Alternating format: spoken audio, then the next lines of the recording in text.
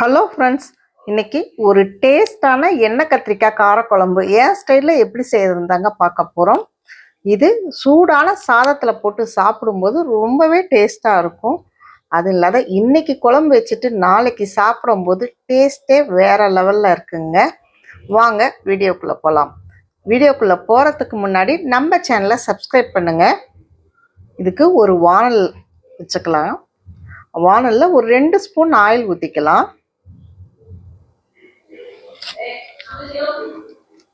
ஒரு ஸ்பூன் கடலைப்பருப்பு, ஒரு ஸ்பூன் வெந்தயம். கடலைப்பருப்பு நல்லா செவக்கட்டும்,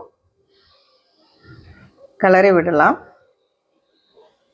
இப்போ ஒரு 1/2 ஸ்பூன் மிளகு, 1/2 ஸ்பூன் ஜீரகம், இதையும் போட்டு நல்லா கலக்கி விடலாம்.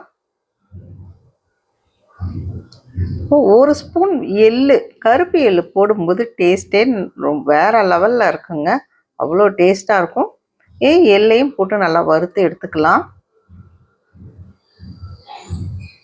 இதோட இந்த குழம்புக்கு தேவையான ஒரு 7-8 காஞ்ச மிளகாய் போட்டுக்கலாங்க. காஞ்ச மிளகாய் நல்லா செவக்கட்டும். அதோட ஒரு 2 ஸ்பூன் தனியா போட்டுக்கலாங்க. தனியா, வரமல்லி கூட சொல்லுவாங்க. ஒரு 2 ஸ்பூன் போட்டுக்கலாம். இது எண்ணெயில் வதக்கும் போது மனமே ரொம்ப நல்லா இருக்குங்க. அதோட ஒரு அரை மூடி தேங்காய் கீத்து போட்டு வச்சுருக்கேன் நான், அதை போட்டுக்கலாம். அதையும் நல்லா போட்டு வறுத்து எடுத்துக்கலாம். தேங்காயும் வறுபடும் போது நல்லா மணமாக இருக்கும். இது எல்லாத்தையுமே நல்லா வறுத்து எடுத்து ஆற வச்சு மிக்சி ஜாரில் அரைச்சி எடுத்துக்கலாம். இப்போ வானல் அடுப்பில் வச்சுக்கலாங்க. நான் ஒரு மண் பாத்திரம் தான் வச்சுருக்கேன். இந்த மண் பாத்திரத்தில் செய்யும்போது டேஸ்ட்டே ரொம்ப நல்லாயிருக்கும். இதில் ஒரு 3 ஸ்பூன் ஆயில் ஊற்றிக்கலாங்க. எண்ணெய் கத்திரிக்காய் காரக்குழம்புக்கு எண்ணெய் நிறையா ஊற்றுனாதாங்க டேஸ்ட்டாக இருக்கும். அது கூட ஒரு ஸ்பூன் கடுகு, ஒரு ஸ்பூன் வெந்தயம் போட்டுக்கலாம். கடுகு நல்லா புரிஞ்சோன்னையும் ஒரு 10 பல்லு பூண்டு இந்த எண்ணெயிலே போடும்போது நல்லா பூண்டு நல்லா சிவப்பாகட்டுங்க. அதே சமயம் மணமாகவும் இருக்கும். ஒரு 2 மீடியம் சைஸ் பெரிய வெங்காயம், இல்லைன்னா சின்ன வெங்காயம் கூட நீங்கள் எடுத்துக்கலாம். அதை மிக்சி ஜாரில் அரைச்சி எடுத்துகிட்டு வந்திருக்கேன். இந்த காரக்குழம்புக்கு இந்த மாதிரி வெங்காயம் அரைச்சி போடும்போது டேஸ்ட்டே ரொம்ப நல்லா இருக்குங்க. ஒரு முறை இந்த மாதிரி நீங்கள் ட்ரை பண்ணி பாருங்கள். ட்ரை பண்ணி பார்த்துட்டு சொல்லுங்கள். காரக்குழம்புக்கு இந்த மாதிரி வெங்காயம் அரைச்சி போடும்போது நல்லா டேஸ்ட்டாக இருக்குங்க. இப்போ இந்த வெங்காயம் நல்லா சிவப்பாகட்டும். அதோட 2 தக்காளி, மீடியம் சைஸ் தக்காளி, அதையும் நான் மிக்சியில் அரைச்சி எடுத்துகிட்டு வந்துட்டேன். அதையும் நல்லா சிவப்பாகட்டும். வெங்காயம் நல்லா சிவப்பான பிறகு தக்காளி அடித்து ஊற்றிக்கலாம். அதோட தேங்காய் அரைச்ச விழுதை நம்ம ஊற்றிக்கலாங்க.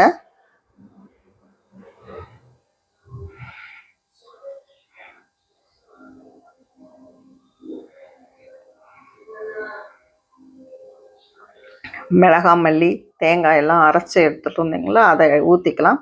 அதோட உப்பு, மஞ்சத்தூள், மிளகாத்தூள் குழம்புக்கு தேவையான அளவு போட்டுக்கலாம். ஆல்ரெடி நம்ம காஞ்ச மிளகாய் போட்டிருக்கோம், அதனால தேவையான அளவு போட்டுக்கலாங்க.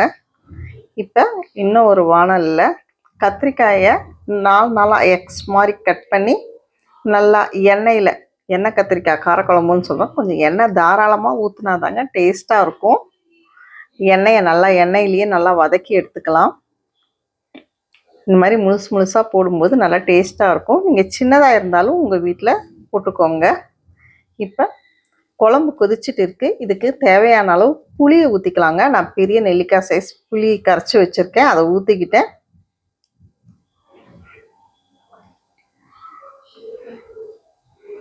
இப்போ வதக்கி வச்ச கத்திரிக்காயை போட்டுக்கலாங்க எண்ணெயோட. அதில் வானலில் இருக்கும் இல்லைங்களா எண்ணெய், அதையும் நம்ம ஊற்றிக்கலாம்.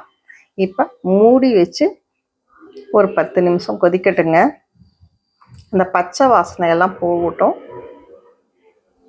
நல்லா கொதித்து வந்துருச்சுன்னா டேஸ்டான எண்ணெய் கத்திரிக்காய் காரக்குழம்பு ரெடி ஆயிடுச்சுங்க. பாருங்கள் எவ்வளோ நல்லா அப்படியே பார்க்கும்போதே இருக்குது. வாசனை கமன்னு இருக்குங்க. இந்த இதோட மேலாப்புல கொஞ்சமாக பெருங்காயத்தூள் போட்டுக்கலாங்க.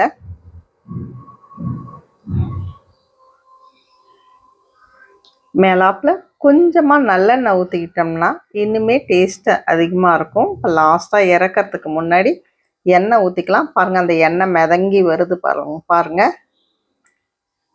அப்போ குழம்பு நல்லா டேஸ்ட்டாக இருக்கும். ஒரு சிலருக்கு வயிற்றில் அல்சர், காரக்குழம்பு சாப்பிட மாட்டேங்கிறவங்க கூட இந்த மாதிரி நல்லெண்ணெய் நம்ம மேலே ஊற்றிக்கும் போது ரொம்பவே டேஸ்ட்டாக இருக்குங்க. டேஸ்ட்டான எண்ணெய் கத்திரிக்காய் காரக்குழம்பு ரெடி ஆயிடுச்சுங்க.